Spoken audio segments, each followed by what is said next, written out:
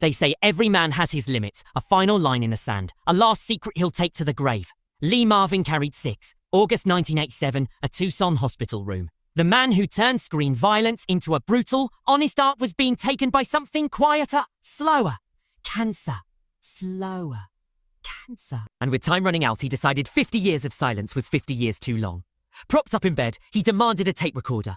What followed was not a message for family or a fond reminiscence of glory days. It was a raw, unfiltered settling of scores. A 2-hour confession naming 6 Hollywood icons, 6 personal betrayals that calcified a heart already hardened by war. This was not the Hollywood myth. This was the marrow of it. The truth that existed between takes and behind closed doors. The truth about the men America idolized and the one man who saw right through them. The first name on that list was the biggest, the archetype himself. John Wayne. Deon. To the public, the Duke was the embodiment of American fortitude. To Lee Marvin, he was the perfect fraud, the paper cowboy. Their war began on the set of The Man Who Shot Liberty Valance, in the shadow of Monument Valley. Marvin arrived as he believed the character would, a real drifter, worn and authentic. Wayne arrived as a star, pristine and performative. The tension was immediate, a clash of philosophies about what it meant to be tough. Wayne, according to Marvin, made it clear this was his picture, his domain. Rin! Marvin's role was to make the legend look good. The conflict festered until it erupted over the script itself. A pivotal 6-page monologue for Marvin was, on the morning of the shoot, reduced to 6 lines. The substance, the character's heart, was handed to Wayne. To Wayne. Marvin confronted him, not as John Wayne, the icon, but as Marianne Morrison, the man. He spoke of shrapnel earned on Saipan, of a Purple Heart from Iwo Jima, contrasting real sacrifice with studio-generated heroism. The message was searing. You are a cowboy in costume, stealing the lines of a man who lived the pain you pretend to understand. The set shut down.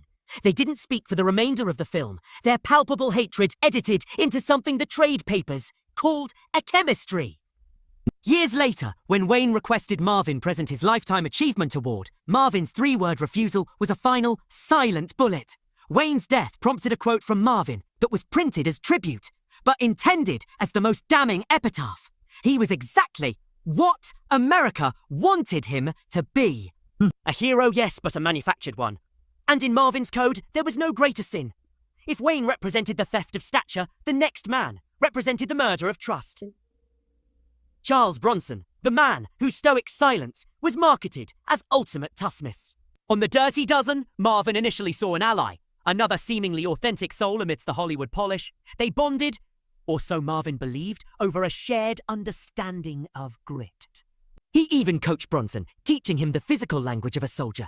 But that stone face, Marvin learned, wasn't a mask of strength. It was a wall hiding a profound emptiness and a ruthless ambition. The betrayal was subtle and venomous. On set, a series of accidents sabotaged Marvin's takes.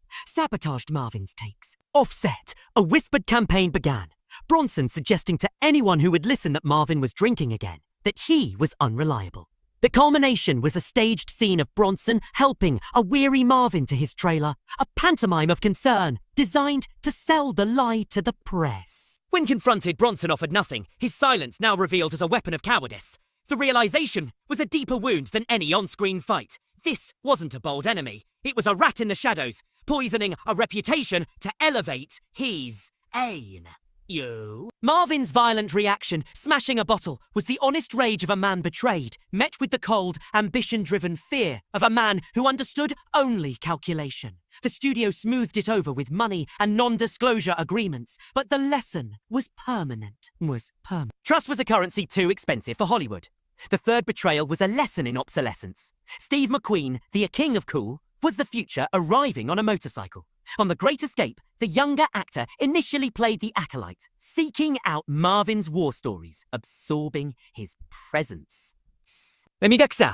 Marvin felt a mentorship, a passing of the torch, but McQueen was not studying a man. He was deconstructing a brand. He was learning the mannerisms, the aura, the squint, the quiet intensity, not to honor it, but to repackage it for a new generation. A betrayal came in the form of a magazine quote where McQueen positioned himself as the relatable new model, explicitly calling Marvin's generation yesterday's news. The cruelty was in its truth and its ingratitude. when Marvin confronted him, McQueen didn't deny it. So he framed it as evolution, as progress. He was right, and that was the sharpest cut of all. Marvin understood then that his authenticity, earned through real trauma, was being commodified into a cooler, cleaner, more saleable product. McQueen didn't just want to be a star. He wanted to be the upgrade, sir. Their final conversation was a prophecy from the past to the future. One day, a younger, prettier version will do the same to you. And you will finally understand this bitterness. Queen died still a symbol of cool, but in Marvin's eyes, he was the harbinger of a new Hollywood where performance replaced essence. Then came the quietest thief, the most meticulous one. Clint Eastwood didn't just want to be a star, he wanted to be Lee Marvin, refined and repurposed. On Paint Your Wagon, Eastwood presented himself as a devoted student. He had analytically studied Marvin's work, the cadence, the pause, the physicality born of injury. He didn't just admire it, he reverse-engineered it. What began as flattery curdled into something sinister.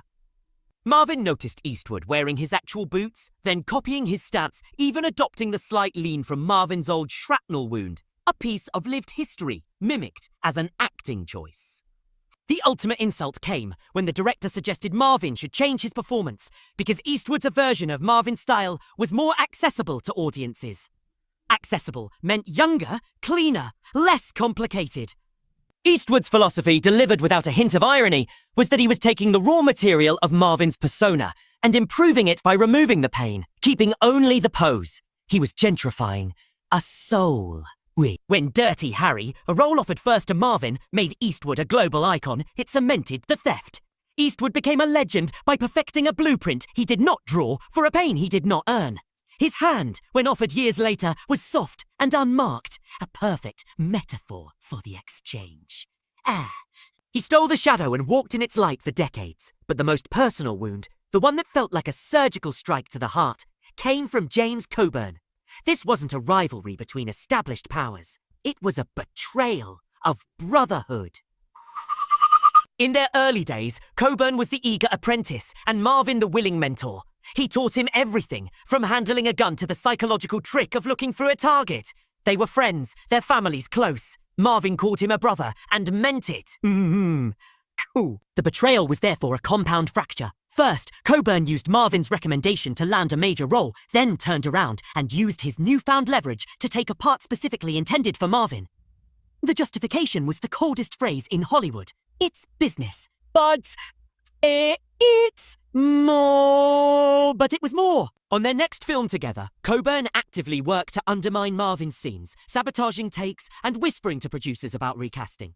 The final, unforgivable moment came when Marvin overheard Coburn plotting to push him out entirely. Confronted under a desert moon, Coburn didn't apologize. He stated a new reality. Lee, you're old news. I'm what's next. The physical fight that followed was just punctuation. Coburn stole more than roles. He stole Marvin's capacity for trust, for mentorship, for friendship within the industry. He made the cynic complete. 6 names. Yes. 6 lessons in the economy of Hollywood, where authenticity is mined as raw material, where trust is a vulnerability, where friendship has an expiration date, and where the most successful are often the best curators, not of truth, but of effective illusions. Lee Marvin's deathbed confession was his final act of authenticity in a town of performances. He refused to go quietly, complicit in the myth-making. He chose, instead, to name the names and define the betrayals. Not for vengeance, but for a reckoning. 2. The tape was his testament that in a world built on images, the truth, ugly, bitter, and raw, still had value. It was the one thing they couldn't act, couldn't steal, and couldn't gentrify. It was, in the end, all he had left to give